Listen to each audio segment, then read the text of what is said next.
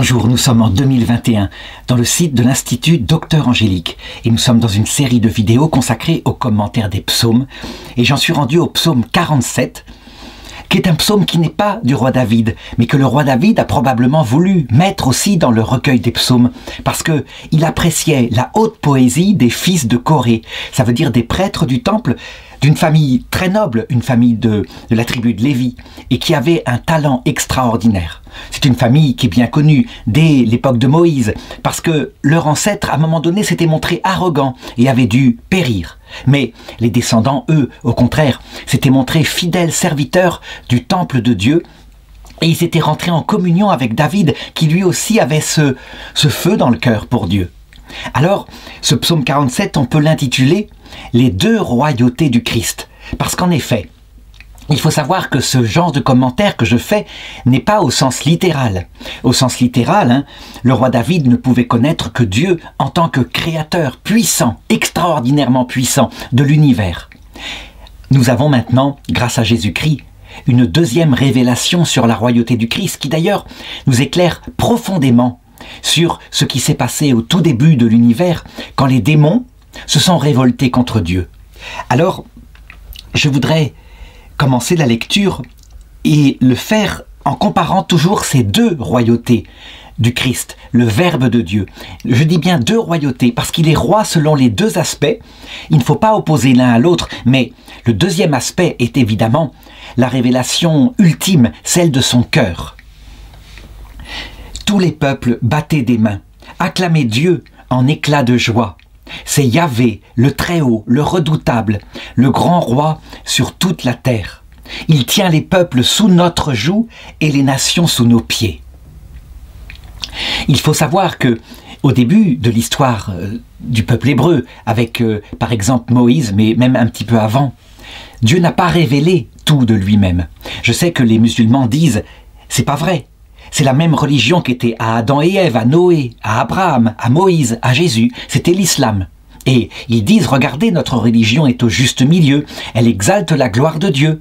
Ce qui veut dire que, comme Moïse, lui, n'annonce pas la vie après la mort, et que Jésus, lui, annonce un amour infini et qu'il est Dieu, eh bien, ça veut dire que ces textes-là ont été falsifiés. Dans une perspective juive et chrétienne, ce n'est pas ce qui s'est passé. Dieu ne révèle pas tout de suite tout. Il s'adapte au peuple qu'il a en face de lui. Et c'est au cours des générations que peu à peu, il va révéler des secrets de son cœur. Donc, à l'époque de Moïse, il révèle plutôt d'abord qu'il est un seul Dieu, qu'il n'y en a pas d'autre, que les autres sont des créatures.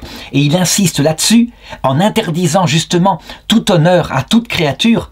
Il interdit même les représentations de Dieu, sauf deux chérubins au-dessus de l'arche d'alliance. Mais, à cette époque-là, comme le peuple est très dur, il se présente comme un roi puissant, extraordinairement puissant, et qu'on se souvienne, lors de l'apparition au mont Horeb, lorsque Dieu parlait à Moïse, Dieu avait indiqué que celui qui ne serait-ce qu'il soit un animal ou un homme, s'approcherait de cette montagne, serait mis à mort aussitôt, soit par lapidation, soit par des arcs, qu'on ne toucherait même pas à son corps, que c'était quelque chose d'impossible. Donc, à cette époque-là, Dieu révélait sa puissance et il le faisait par la terreur. Il intimidait ce peuple afin qu'il se montre respectueux. On peut se dire, mais tout de même, c'est pas la même mentalité que l'on voit avec Jésus-Christ. C'est le même Dieu. L'Église l'a toujours dit, mais à cette époque-là, il adapte ce qu'il révèle de lui à la qualité du cœur de ceux qui sont là et qui entendent. Un peu comme un père qui aurait un enfant qui, par exemple, s'est développé dans le caprice et la méchanceté et qui, au départ, ne va pas lui révéler à quel point il l'aime, ça servirait à rien, il en ricanerait. Non, qui va lui mettre de dures épreuves pour petit à petit préparer son cœur, casser l'orgueil qui est en lui et faire que il puisse avoir la révélation de ce qu'il est vraiment et que tout cela n'était fait que pour l'aimer. Alors on pourrait dire, Jésus, lui, il l'explique, parce que nous devons savoir, Jésus n'est pas une personne humaine, il est la personne du Verbe éternel qui s'est fait homme. Il est donc une personne divine de la Trinité. Et quand il est annoncé par rapport à la naissance de Jésus, ou alors dans l'Apocalypse chapitre 12, verset 5, « La femme mit au monde un enfant mâle, celui qui doit mener toutes les nations avec un sceptre de fer. » Là, plutôt, eh bien, ce qui est annoncé, c'est une royauté de gloire, de puissance, comme c'était annoncé à l'époque de Moïse. Et comme le psaume ici semble l'indiquer. En réalité, ça a deux sens. Le sceptre de fer, ça peut signifier effectivement la dureté d'un comportement plein d'autorité par rapport à des gens au cœur dur. Mais ça peut signifier autre chose. Le sceptre de fer que Jésus porte dans ses mains, ce sont les clous de la croix. Et donc il va apparaître une autre forme de royauté. Donc je dis bien, Jésus est roi de deux façons. Mais je voudrais continuer à lire, je dirais, le psaume, verset 5. Il a choisi pour nous notre héritage, l'orgueil de Jacob qu'il aime. Ça veut dire que pour le peuple hébreu, la puissance de Dieu se manifeste en ce sens qu'il gagne par des épées de fer qui leur aident à porter. Il gagne contre les autres dieux qui sont réduits à rien. Et donc, le royaume d'Israël s'étale, s'étend sur sa terre, la terre qui lui avait été promise, qui en fait est une toute petite terre. Mais peu importe, à cette époque-là, on ne le sait pas. Et donc, c'est une gloire terrestre qui manifeste la puissance de Dieu. Pourquoi cette méthode-là ? Parce que, à cette époque-là, dans la mentalité du néolithique, du début de l'âge du bronze, eh bien, le Dieu le plus fort, c'est celui qui gagne les combats. Donc, c'est du côté d'une royauté terrestre qu'est révélée la puissance d'autre chose. À quoi ça correspond, cette royauté du Christ? Eh bien, ça correspond au fait qu'il est le Créateur tout-puissant. Nous savons que Dieu est unique, effectivement, mais que sa vie intérieure consiste éternellement à se contempler lui-même. Et cette contemplation parfaite de lui-même, c'est son verbe, son concept. Il a un concept en lui, qui est lui-même, parfaitement connu. Et donc, comme son concept est identique à lui-même, Dieu qu'on pourrait appeler le Père, eh bien, il est une personne en Dieu, qu'on pourrait appeler le Fils, autrement dit le Verbe. Et c'est par ce Verbe que Dieu a créé. En effet, c'est par son intelligence qu'il structure le monde. Et sa puissance se met au service de cela. Donc, quand Saint Jean dit « Au commencement est le Verbe, et par lui tout fut créé », c'est une vérité. Voilà quelle est la première royauté de Dieu, et c'est celle qui fut révélée en premier aux anges, ou plutôt que les anges découvrirent par eux-mêmes. Parce que la première création de Dieu fut la matière, dit un dogme du Moyen-Âge, et en même temps, le monde des anges, des milliards de créatures spirituelles, adultes directement, puissantes, intelligentes. Nous, en comparaison, nous sommes effectivement infiniment peu intelligents. Mais eux comprennent l'essence des choses dès le départ, d'autant plus que Dieu leur a donné, leur a infusé des concepts innés.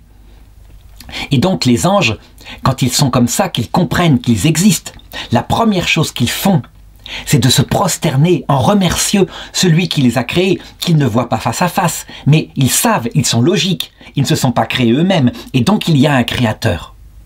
Et puis, après s'être regardés eux-mêmes, ils se connaissent peut-être avant, effectivement, avant d'adorer leur créateur, eh bien, ils se hiérarchisent les uns les autres, en comprenant que certains d'entre eux sont immensément plus intelligents, plus performants qu'eux. Quand on explique, quand on discute par une communication de concepts, c'est un monde spirituel que le monde des anges, on voit bien que certains, on comprend tout est clair et simple. Et donc, ils se hiérarchisent en mettant au-dessus d'eux ce qu'on appelle les chérubins, des anges particulièrement intelligents dont le plus grand de tous s'appelle Lucifero, le porte-lumière. On peut dire donc qu'au départ, la royauté de Dieu est universellement reconnue par les anges parce que Dieu est évidemment immensément au-dessus des chérubins. Il plane largement au-dessus, il est le Tout-Puissant, personne ne pourrait dire autrement. Et Lucifer lui-même l'accepte. Donc cette première royauté de Dieu, elle est véritable, et d'ailleurs le Christ lui-même, il la reconnaît. Quand à un moment donné, au chapitre 13 de Saint Jean, il fait quelque chose de stupéfiant, qui d'ailleurs va bouleverser Pierre au point qu'il va faillir refuser. Voilà ce que dit l'Évangile selon Saint Jean. Avant la fête de la Pâque, Jésus, sachant que son heure était venue de passer de ce monde vers le Père, ayant aimé les siens qui étaient dans le monde, il les aima jusqu'à la fin. Au cours d'un repas, alors que déjà le diable avait mis au cœur de Judas Iscariote, fils de Simon, le dessein de le livrer, Sachant que le Père lui a tout remis entre les mains et qu'il était venu de Dieu, qu'il s'en allait vers Dieu, il se lève de table, dépose ses vêtements et prenant un linge, il s'en ceignit, puis il met de l'eau dans un bassin et il commence à laver les pieds de ses disciples et à les essuyer avec le linge dont il est saint. Il vient donc à Simon-Pierre qui lui dit « Seigneur, toi, me laver les pieds, jamais !» Et Jésus lui répondit « Ce que je fais, tu ne le sais pas à présent, par la suite tu comprendras. » Et Pierre lui répondit « Non, tu ne me laveras pas les pieds. » Alors Jésus lui répondit « Si je ne te lave pas, tu n'as pas de part avec moi. » Alors Pierre lui dit « Seigneur, pas seulement les pieds, mais aussi les mains et la tête. » Et Jésus lui répondit « Qui s'est baigné n'a pas besoin de se laver, il est pur tout entier. Vous aussi, vous êtes purs, mais pas tous. » Il connaissait en effet celui qui allait le livrer. Voilà pourquoi il dit « Vous n'êtes pas tous purs. » Puis, quand il eut lavé les pieds, il eut repris ses vêtements, il se fut remis à table, il leur dit « Comprenez-vous ce que je vous ai fait? Vous m'appelez Maître et Seigneur, vous le dites bien, car je le suis. » Voilà, ça c'est la première royauté du Christ, c'est la royauté qu'il a révélée à nos pères dans l'Ancien Testament et pendant toute une série de millénaires. La royauté puissante de Dieu n'est jamais annulée, il est notre Créateur et nous devons absolument le savoir. Voilà pourquoi, au verset 5, on voit la puissance de Dieu qui se réalise pour son peuple à travers, je dirais, le don de la puissance à son peuple, une puissance terrestre, passagère évidemment. Dieu monte parmi l'acclamation, Yahvé aux éclats du corps. Sonnez pour notre Dieu, sonnez, sonnez pour notre roi, sonnez. C'est toi le roi de toute la terre, sonnez pour Dieu, qu'il la prenne. Cette royauté-là est grande, et vraiment, en ce qui concerne notre cœur à nous les hommes, qui sommes assez facilement des habitants de la terre, c'est quelque chose de glorieux. Si nous pouvions voir notre Dieu que nous aimons triompher ainsi, par exemple, ce qui nous intéresserait, ce serait qu'il fasse un grand signe puissant, quelque chose de bien effrayant, pour le monde qui se détourne de lui actuellement. Et en prouvant son existence de cette façon-là, à bras étendus, eh bien, les hommes immédiatement se mettraient à trembler et se prosterneraient devant lui. C'est ce que nous aimerions, mais en réalité, ce désir-là, il vient de notre chair qui aime la puissance, qui doit reconnaître certes que Dieu est puissant. Qu'est-ce qui s'est passé, en fait, d'abord au début du monde, et je vais le raconter maintenant ici, pour que Lucifer et des anges, peut-être un tiers des anges, se révoltent contre Dieu. En fait, il s'est passé que Dieu, à un moment donné, a révélé aux anges autre chose. Quelque chose concernant les secrets de son cœur. Quelque chose qui ne correspondait pas à ce qu'ils avaient déduit par leur intellect puissant. Dieu leur a révélé ceci. « Je ne vous ai pas créé seulement pour que vous soyez des ingénieurs. Je vous ai créé pour que vous me voyiez face à face. » Et cette première révélation, on peut le dire, elle est pour tous les anges une merveille des merveilles. Tout simplement parce que d'abord, c'est leur désir naturel. Ils sont intelligence. Ils désirent donc voir la cause de tous les effets qu'ils constatent. Ils ne veulent pas s'arrêter aux effets. Voir la cause, qui est le Créateur, c'est fantastique. Et c'est une vision évidemment de l'intelligence. Ils le savent très bien. Ce Créateur n'est pas une créature matérielle. C'est un Dieu infini et spirituel. Pour ça, aucun problème. Il faut comprendre que tous les anges sont intelligents et que personne ne peut refuser de voir Dieu face à face. Lucifer n'a pas du tout envie de se mettre au-dessus du Tout-Puissant. C'est pas ça. C'est qu'il estime que, comme il est le plus intelligent, tous les anges l'ont reconnu, eh bien, il verra Dieu face à face plus que les autres. C'est normal, c'est à la mesure de son intelligence. C'est un ordre naturel qui le fait raisonner. Et c'est alors qu'est tombée la parole complémentaire qui explique le mystère. Mais vous ne pouvez pas me voir face à face si vous ne devenez pas tout humble, tout amour. C'est comme une union d'amour que cette vision béatifique. Ça n'est pas possible sans ça. Et c'est à ce moment-là que les anges révoltés, ceux qui se révoltèrent plus tard, commencèrent à tiquer. Le motif, la raison de la vision béatifique n'était pas la puissance de l'intelligence, mais le fait de s'abaisser, de se faire tout petit, de renoncer à soi-même. Et là, immédiatement, dans l'intelligence de Lucifer, qui est rapide, efficace, instantanée, se fit la déduction suivante. Je ne serai peut-être pas le plus grand, parce que sous ce rapport-là, je ne suis peut-être pas le plus fort.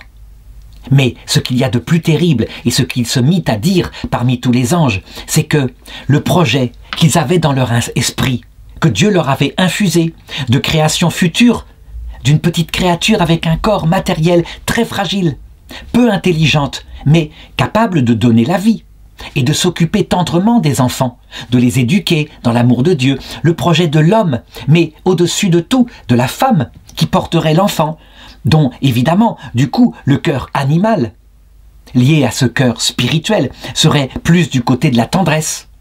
Eh bien, elle serait davantage disposée, cette créature-là, à l'humilité, à l'amour, que le plus grand de tous les anges. Et donc, il comprit instantanément qu'il y avait là quelque chose qui n'allait pas. Si Dieu donnait la première place auprès de lui, dans son cœur, parce qu'il s'agit bien du cœur de Dieu maintenant, ce n'est plus sa puissance, ses gros bras. Dieu est le Créateur, il fait et cela est. Non, là c'est le cœur, le secret intime de Dieu. Eh bien, si Dieu donne la première place aux plus petits, les anges, en particulier Lucifer, ne seront plus les rois de ce monde, mais sans doute quelques femmes. C'était quelque chose d'insupportable. Il faut savoir que par contre, beaucoup d'anges, la plupart, au contraire, loin de refuser ça, firent un acte de foi en disant « C'est quand même pas nous qui nous sommes créés, c'est lui qui nous a créés. Nous acceptons tout ce qu'il a fait, qu'il fasse.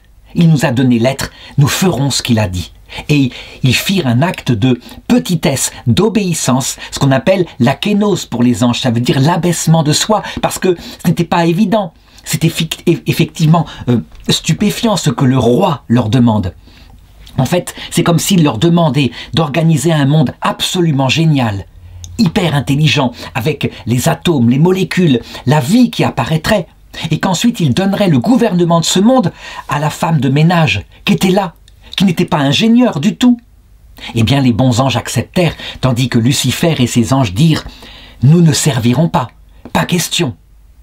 Mais ils proclamèrent, parce qu'ils sont dès le départ menteurs. Ils cachèrent que la vraie raison, c'était leur place de premier qu'ils perdraient. Ils proclamèrent « Nous le faisons par défense de ton honneur, Dieu. Toi, esprit, être intelligent, dominateur des mondes, roi de la gloire et de la puissance. Nous défendrons ton honneur. Tu fais là un projet qui est capricieux. » Et donc, ils mentirent dès le départ. Et c'est là qu'on sait la scène, hein, la parole, le glaive qui sortit de la bouche de Saint Michel, un tout petit ange qui lui avait choisi Dieu et qui révéla au monde des anges, la vérité. Vous prétendez, vous révoltez contre Dieu pour l'honneur de Dieu, mais vous êtes menteurs. C'est votre place de premier que vous voulez. Qui est comme Dieu pour que vous vous révoltiez contre lui? Qui est comme Dieu? En hébreu, Michael. C'est le nom de Saint Michel, archange. Un petit ange donc, hein. Et alors, par cette puissance de la vérité dite, le démon aussitôt fut précipité sur la terre. Il perdit sa place, il ne verrait jamais Dieu, puisqu'il n'est pas question pour lui de changer d'idée. Hein. C'est un être intelligent qui ne se modifie pas. Et il commença son travail pour empêcher cette création, pour lui nuire. Et Dieu lui laissa une certaine liberté. En fait, Dieu à chaque fois se servait des actes de sabotage du démon pour améliorer la puissance de ce monde, la puissance de la vie, puis l'humilité de l'homme et de la femme par les persécutions du démon. Donc voilà comment une deuxième forme de royauté est révélée dès le départ. Et on le sait, comment Lucifer, lorsqu'il eut le droit d'apparaître à Adam et Ève lors de leur création, en sachant que Adam et Ève sont vraiment un homme et une femme, hein, que ça n'empêche pas qu'il y a eu avant des hominidés animaux, corporellement, hein, mais sans esprit. Mais le premier homme et la première femme, ce sont eux. Et il leur dit, en fait, Dieu vous demande d'obéir, là vous ne pouvez rien faire. La réalité, c'est que il sait que si vous choisissez vous-même ce qu'est le bien et le mal, vos yeux s'ouvriront. Vous deviendrez maître de votre destin. Et donc, il ne pourra plus vous dominer. En fait, vous ne mourrez pas, pas du tout. Mais Dieu sait que vous deviendrez comme lui, comme un Dieu. C'est exactement la tentation mensongère, évidemment, parce qu'il y a des parts de vérité dans ce qu'il dit. C'est vrai qu'on ne meurt pas quand on se révolte contre Dieu. On vit dans l'autre monde, le monde alternatif de Lucifer. On meurt biologiquement, hein, mais il ne ment pas tout à fait.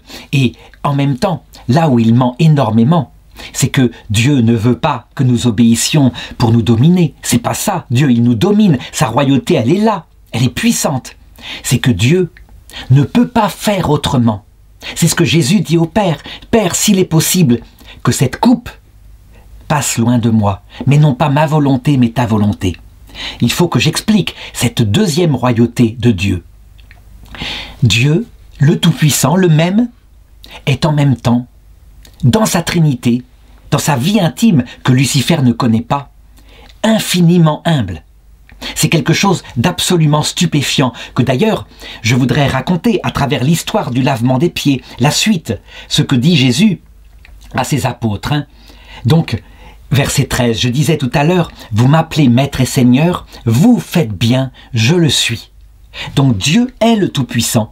Sa royauté réellement est celle de la puissance et de l'intelligence, on ne peut pas la nier.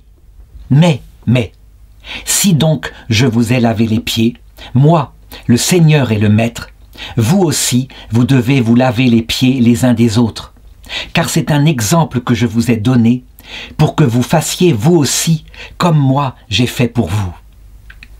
En vérité, je vous le dis, le serviteur n'est pas plus grand que son maître, ni l'envoyé plus grand que celui qui l'a envoyé. Sachant cela, heureux êtes-vous si vous le faites. Ça dit très précisément ceci. Le serviteur n'est pas plus grand que le maître, le serviteur là, c'est Dieu. C'est Dieu qui s'est mis à genoux et qui a lavé les pieds de ses disciples. C'est Dieu qui s'est abaissé. Et il est le plus grand sous le rapport de l'humilité. Ça veut dire que nous découvrirons à l'heure de sa manifestation cette royauté-là qui va être révélée puissamment un peu plus tard, mais j'en parlerai par la suite du commentaire. Voilà ce qui se passe. Dans sa vie trinitaire, dont je parlais tout à l'heure, hein, le Père qui se contemple, et cette contemplation, c'est son Fils, donc identique à lui, lumière née de la lumière, un seul Dieu en deux personnes, puisque son concept est identique à l'essence même du Père. Et le Saint-Esprit, c'est leur amour mutuel infini qui jaillit l'un vers l'autre. Il procède donc du Père et du Fils. Et comme il est infini, il est de l'essence même de Dieu, un seul Dieu en trois personnes. Ces trois personnes sont parfaitement heureuses dans le seul Dieu, éternellement. C'est un jaillissement de lumière et d'amour. Et c'est le secret de Dieu que de nous révéler que ce jaillissement donne trois personnes en un seul Dieu, puisque le Verbe n'est rien d'autre que Dieu qui se connaît. Quant au Saint-Esprit, c'est Dieu qui s'aime, mais en même temps c'est trois personnes, comme je l'ai indiqué. Eh bien, le Père, il faut le comprendre, le Père n'existe pas en lui-même, il n'est que relation au Fils. Un père, c'est une relation à un fils. Si on n'est pas père d'un enfant, on n'est pas père, on est un individu. Et donc, le Père dit au Fils, et c'est son être même qui se constitue ainsi, « Je ne suis que par toi, je ne suis que par toi ». Et donc il l'élève au-dessus de lui, il lui reconnaît la source de son être. Quant au Fils, il dit au Père, parce qu'un fils n'existe que s'il a un père, « Je ne suis que par toi ». Sans ta contemplation, je ne suis pas. Je ne connais rien de moi-même. Tu es plus grand que moi. La vérité, c'est que le Fils n'est pas plus grand que le Père. Ils sont absolument identiques, je l'ai dit, et c'est ce que va confirmer le dogme du Concile de Nicée. Ils sont homoousion, de même nature, et pourtant, dans leur relation infinie, chacun met l'autre au-dessus de lui-même. Quant au Saint-Esprit, il dit « Je ne suis que votre amour, rien d'autre, vous seul comptez, vous seul, Père et Fils. » Il y a donc en Dieu, lui le Tout-Puissant, le Maître et Seigneur, quelque chose d'immense, c'est son humilité. Évidemment, Lucifer n'a jamais accepté cette humilité. Lui, il tremble que ce soit vrai, parce qu'il se dit, à ce moment-là, je ne pourrais pas changer le plan de Dieu. Moi, je veux le voir, j'exige la vision béatifique parce que j'en suis digne. C'est tout, il m'a créé pour ça et donc je dois la voir. C'est un droit de nature, dit-il. Mais si Dieu ne peut pas se montrer face à face parce qu'il était comme cela et que aucun être orgueilleux ne pourrait supporter de voir un être infiniment humble, alors dans ce cas-là, son combat est perdu. Et de fait, du côté de la royauté d'humilité, qui est le plus grand? Puisque, comme Jésus le dit, le plus petit sera le plus grand dans cette nouvelle forme de royauté. Le plus grand, ce n'est pas la Vierge Marie. Ce n'est pas vrai. Elle est la plus grande des humains. C'est vrai, jamais personne s'est fait plus petite qu'elle. Mais le plus grand, c'est Dieu. Véritablement. Il est infiniment humble. C'est absolument stupéfiant. Marie n'a jamais demandé d'être reine des anges, d'être reine de l'univers. Jamais.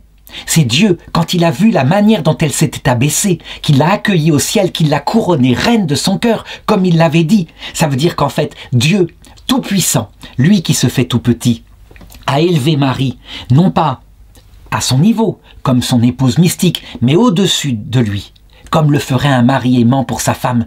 Je sais que ce que je dis peut scandaliser même des chrétiens qui diraient « Mais non, quand même, Dieu est Dieu, il est là, la Vierge Marie, c'est une toute petite femme. » En fait, Jésus le dit, si quelqu'un m'aime, il fera les œuvres que je fais, il en fera même de plus grandes, parce que je vais vers le Père. C'est en Saint Jean, on n'a qu'à vérifier, parce que je vais vers le Père. Là où les protestants ont raison, c'est qu'ils disent « Mais Marie, c'est une petite créature, vous en faites Dieu !» En réalité, Jésus continue en disant « Tout ce que vous me demanderez en mon nom, je le ferai. » Afin que le Père soit glorifié dans le Fils. Donc toujours pareil, ceci manifeste sa vie trinitaire. Et bien sûr que tout ça, ça vient de Dieu, que Marie n'a jamais demandé d'être la reine des anges. Marie, elle s'est juste abaissée. Ce n'est pas elle, c'est Dieu qui a élevé Marie. Il élèvera celui qui s'abaisse.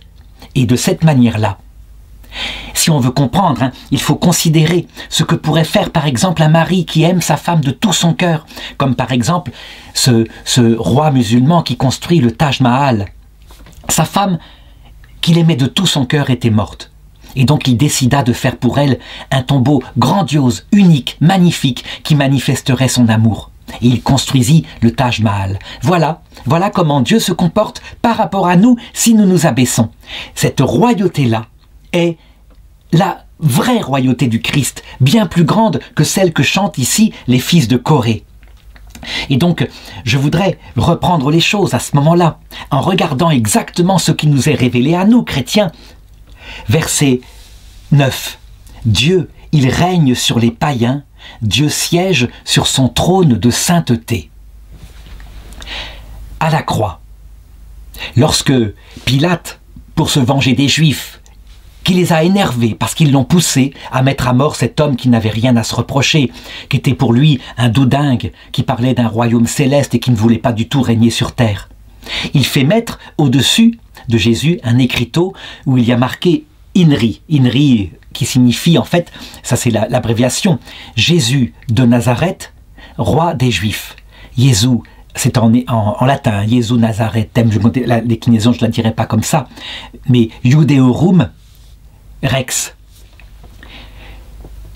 Et ça, les Juifs, ça leur déplaît. Enlève cette étiquette, fais marquer, cet homme a dit, je suis le roi des Juifs. Et Pilate, qui est prophète, là, sans le savoir, répond, ce que j'ai dit, je l'ai dit. En réalité, Jésus l'avait annoncé. Quand je serai élevé de terre, j'attirerai à moi tous les hommes. Et pour bien comprendre, il faut comprendre les deux royautés en même temps. Celui qui est crucifié est le roi de gloire, décrit par le psaume, le créateur de l'univers. Il est le même qui, un jour, alors qu'il était dans le cœur de Élie le prophète, cet Élie était sur une montagne et que des soldats, une centurie de la reine Jézabel vint pour l'arrêter. Il est le même qui obéit à son ordre et qui anéantit cette centurie, qui se retrouva en cendres. Au point que la deuxième centurie qui fut envoyée pareil fut détruite par Élie, donc par la puissance de Dieu. Et le troisième centurion, quand il vint, il dit en se prosternant « Seigneur, je suis père de famille, s'il te plaît, daigne me suivre. Jamais je ne te demanderai comme l'ont fait mes deux autres compagnes. » Et à ce moment-là, Élie accepta de le suivre. Cette royauté, elle existe, elle est réelle. Et à l'époque de la dureté du cœur, eh bien Dieu l'exerçait durement. À la croix, nous aurions bien aimé, ça serait tellement formidable que Jésus-Christ, quand il voyait ces gens passer, qui se moquaient de lui, en le narguant, « Alors, mon lapin, on ne peut pas descendre de sa croix maintenant? Mais ça va pas, tu en as pourtant guéri d'autres. Alors, on se dit Dieu, et maintenant on ne peut plus du tout. » Si nous avions été, nous, crucifiés de cette façon-là, je pense que nous aurions envoyé un rayon de lumière Et il y en aurait eu un ou deux qui, par exemple, auraient pris feu, comme ça, subrepticement. Et après ça, ils seraient passés avec beaucoup plus de respect. Nous, la royauté de notre chair que nous aimons, c'est quand Dieu est puissant. Mais il ne l'a pas fait. Et c'est ça qui est fantastique.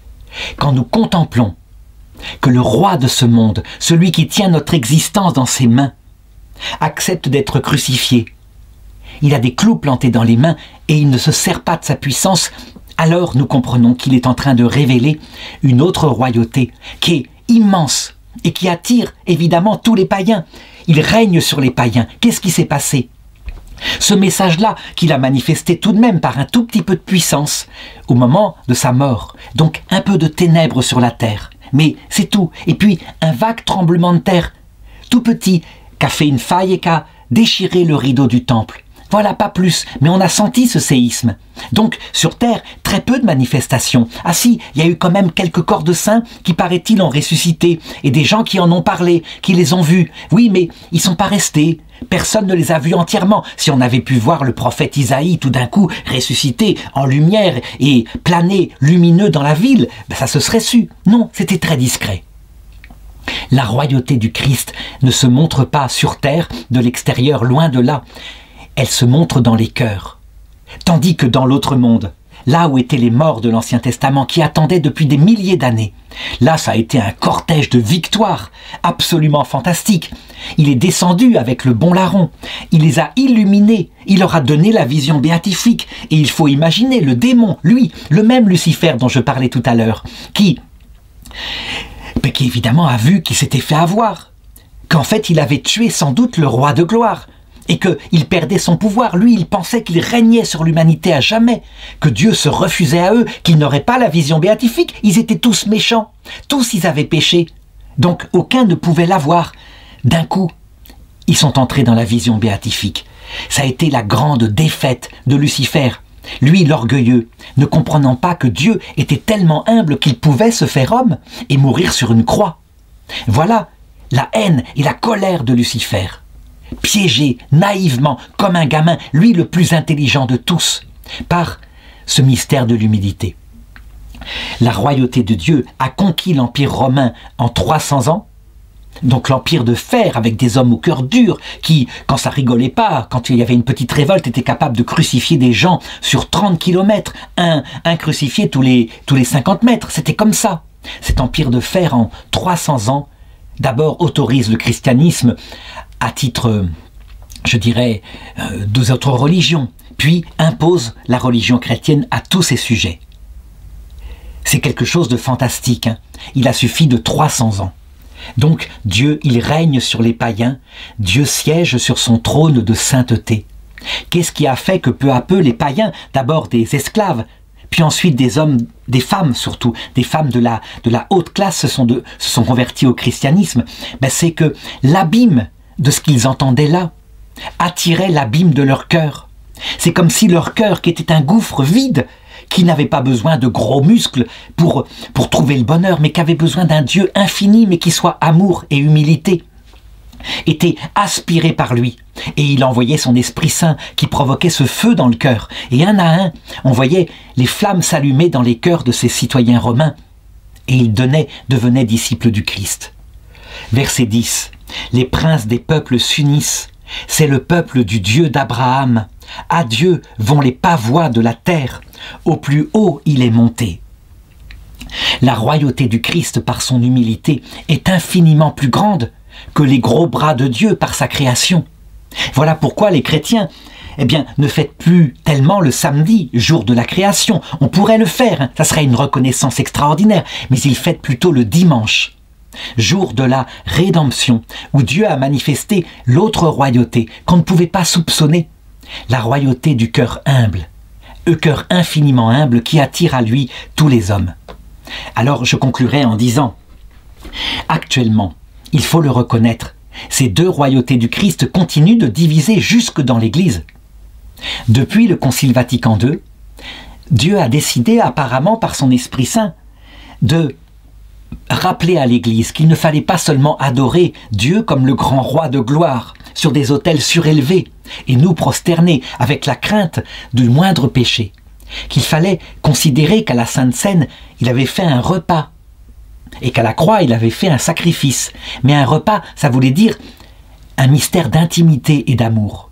Le Concile Vatican II a donc voulu réinstituer un petit peu de cette intimité, pour que nous comprenions que nous ne sommes pas des musulmans qui adorent le grand Dieu prosterné, mais des chrétiens, épouses de Dieu, qui aiment Dieu en se faisant tout petit, parce que Dieu s'est fait tout petit. Concomitamment, il y a eu mai 68, donc la réaction aux deux guerres mondiales, ce qui a fait que ce concile qui devait porter des fruits, eh bien n'a pas porté de fruits pour le moment. Et l'Esprit Saint semble s'être même momentanément retiré de l'Église en Occident, la laissant perdre des fidèles en quantité. Aussitôt s'est levé notre cœur de chair à une partie d'entre nous chrétiens qui ont dit « C'est n'importe quoi ! Ils adorent la royauté d'un Christ humble et l'Église se fait humble. C'est n'importe quoi. Regardez, vous perdez des millions de fidèles. Ça prouve que ça ne vient pas de Dieu. » Nous retournerons, nous, au Christ roi social de la terre. Ça veut dire qu'il règne par la politique et les hommes politiques qui imposent la loi du Christ. Nous refusons, évidemment, qu'il y ait un respect des autres lois qui sont fausses. En réalité, quand l'Esprit Saint mène son Église vers quelque chose qui sera son mystère ultime que raconte le catéchisme au numéro 675, le même mystère que le Christ, l'Église ne triomphera pas sur la terre extérieurement. Elle sera menée un jour à mourir, dominée par un dernier antéchrist. Eh bien, il faut que ces personnes-là comprennent que ça vient de Dieu, de l'Esprit Saint, le même Esprit Saint qui a stupéfait les apôtres quand ils l'ont vu monter à Jérusalem en disant « Mais c'est débile, il va être tué !» Oh, allons-y, nous mourrons avec lui. Mais ils avaient la même révolte. Et quand il a été crucifié, tous ont filé, sauf la Vierge Marie et le petit disciple Jean, qui était resté par amitié, mais peut-être parce que, ne portant pas encore la barbe, étant jeune, il ne risquait pas sa vie. Il se passera la même chose à la fin. Et on verra les protestants, quand ils verront l'Église diminuer, en disant « Mais vous voyez, ça veut dire qu'elle ne venait pas de Dieu, c'était évident. Elle était d'ailleurs idolâtre avec le culte des saints, etc. » Ils connaîtront la même épreuve. Parce que Dieu permettra que ce soit tous ceux qui portent son nom qui connaissent cette épreuve pour y apprendre l'humilité. Et alors, seuls ceux qui auront contemplé, comme la Vierge Marie, cette royauté du Christ, la vraie, la profonde, celle de son cœur, qu'il conduit son Église, son épouse à la même chose. Comme il le dit, le serviteur n'est pas plus grand que son maître. Vous devez vous aussi vous laver les pieds des uns des autres. Ça veut dire accepter ce chemin de kénose, de petitesse. Seuls ceux qui seront comme la Vierge Marie contempleront le mystère du martyre de l'Église. Et ils auront bien raison. Puisque, après un temps d'humanité sans Dieu, le samedi saint, comme le samedi saint, où ils garderont au fond du cœur la foi comme la Vierge Marie. Alors, voilà qu'arrivera sur terre le triomphe, la royauté que nous aimons, celle que nous voudrions dès le début, ça veut dire le retour du Christ visible par tous les hommes, d'un coup. On se dit, mais pourquoi est-ce que Dieu permettra ça? Tout simplement parce que, en laissant quelque temps Lucifer triompher sur la terre, le cœur de ses enfants, qui n'est pas fait pour Lucifer, ça veut dire un monde matériellement super, paix, sécurité, plus besoin de travailler, les maladies disparues, la mort retardée, etc. Le cœur de l'homme crie de famine quand il n'a pas le vrai Dieu. Lucifer, avec tous ses artifices, ne peut rien, il ne peut pas combler le cœur de l'homme, qui est un abîme, qui attire l'abîme du cœur de Dieu. Et donc, Dieu laissera faire, ce sera un moment terrible, nous serons probablement au ciel avec Jésus depuis longtemps, et nous passerons notre temps à venir aider toutes ces petites créatures qui ne penseront qu'au suicide, et qui en même temps, à quoi ça sert de se suicider, puisqu'il paraît que de l'autre côté c'est la même chose. Il n'y a personne à aimer, c'est insensé, c'est génial matériellement, et c'est misérable. Notre cœur n'est pas fait pour cette vie éternelle, penseront les gens les plus fins. Donc nous serons là pour aider, pour qu'ils tiennent. Véritablement, nous contrebalancerons la puissance du démon. Et alors le Christ reviendra dans sa gloire et nous l'accompagnerons. Et nous, en premier, il nous ressuscitera et puis il attirera cette dernière génération. Et ainsi, le démon sera battu une fois de plus par la royauté du Christ, sa vraie royauté fondée sur l'humilité et l'amour.